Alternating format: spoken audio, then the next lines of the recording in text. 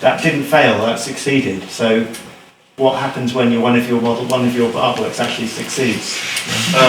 Well, I think, I don't think that, as an artwork, I don't think that piece is a failure. It's interesting that, I think that piece works quite well as a scientific model in the sense that it was like this table. I built a machine and I was quite naive to know what the effect would be when I put these specific bevel gears into this machine and turn them all on, linked to each other like an engine.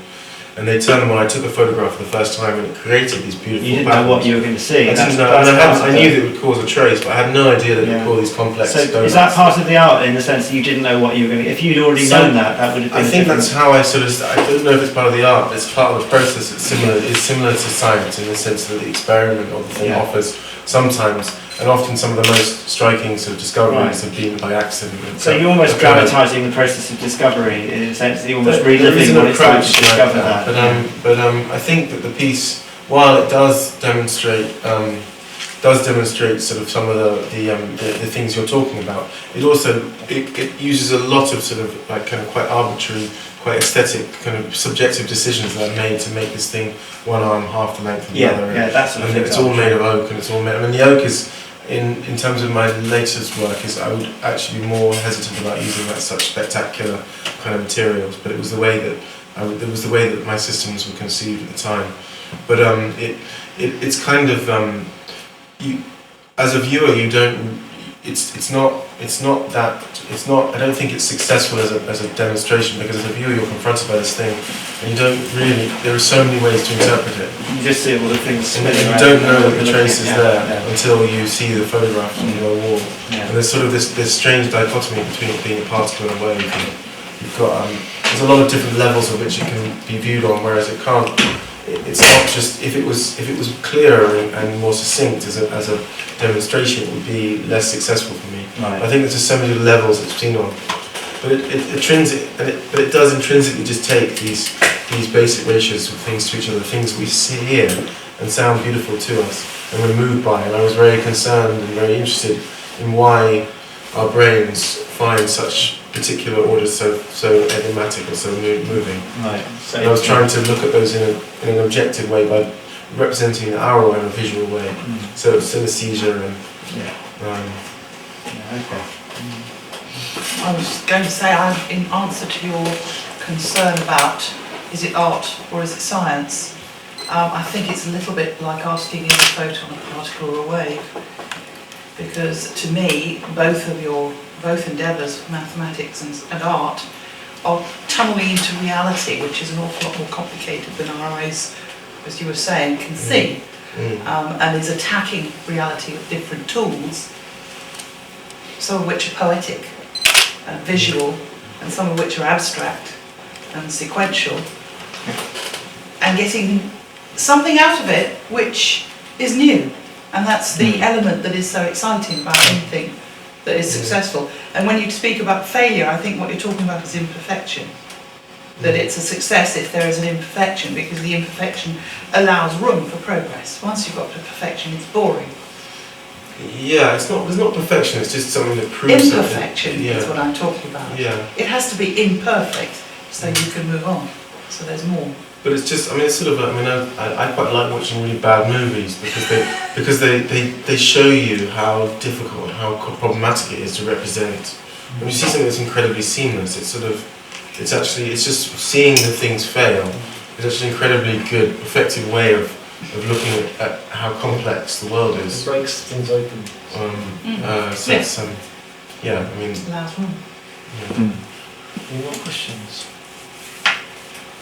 I just had a quick one, just really to chuck it in, about belief systems, the sort of science that Matthew engages with is the pursuit of a few, really, of people who are highly specialised, that the vast majority of us just have to go with it, we just have to believe you.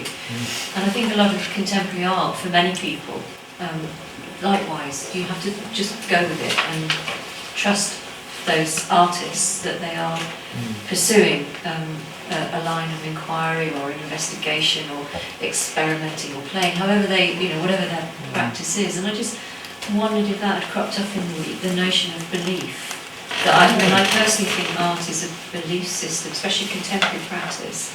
Well, But I feel the same about science because I feel alienated from it. I don't have Yeah. enough capacity to understand. So I have to believe when people tell me all these things. well, there's several interesting questions embedded in that. Is it all right to respond? Yeah. I mean, there's the scientists themselves believing something. The scientists who know what they're doing, and mathematicians, are believing certain foundational. The idea of science is partly to strip away belief systems and try and get to the truth, but you always have to believe at least that the world has some sort of consistency to it. There's no point looking for laws of physics if the world could just suddenly decide it's going to change them at any moment. So you have to believe in some sort of consistency through time. And also there are certain things, subtle things which science uses because it tends to reduce everything to models which can be quantified. There's something called the law of large numbers, which I can't get into, but it's a very subtle hidden belief system within experimental science which no one really wants to talk about. It seems to work, so everyone just leaves it alone, but I'm quite interested in prizing into that. But that's not really what you're talking about. You're talking about the general public believing that the scientists are actually correct in what they're doing, or that they're not just taking you down a blind alley. And similarly, it's true. I mean, if you go into a gallery and you see a piece and maybe you read the press release, you might think, well, maybe this is a genuine pursuit of this deep idea that I'm being presented with, or maybe this person's just having a go, really, just making it up as they go along.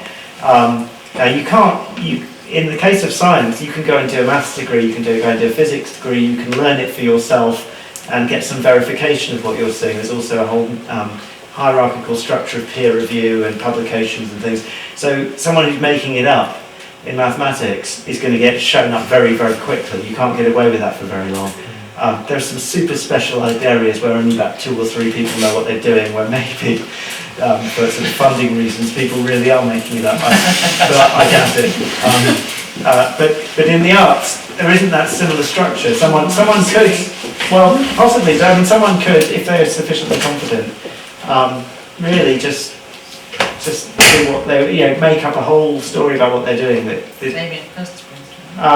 It's hard to get any verification that they are really doing what they say they're doing. But nevertheless, there is some kind of selective process at work. I mean, we did touch on this a little bit. We talked about how there's a scientific institution, and so when we talk about science, we can't just talk about one lone scientist in the room, but we have to talk about this institutional structure and its history and its archiving process.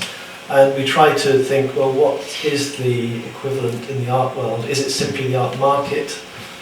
Is it art history? But it was very difficult to see how we could see any kind of equivalence. But there is, I mean, I didn't think about it at the time, but there is a relay of ideas in the art world. It is other artists responding, there are people, I mean, I'm not particularly one who has tried to define or been that interested in artists performing, in the sense that I've always been interested in these scientific or philosophical areas, and I haven't tried to find myself in that context of an art, but a lot of art will just define itself in terms of that taking that process further.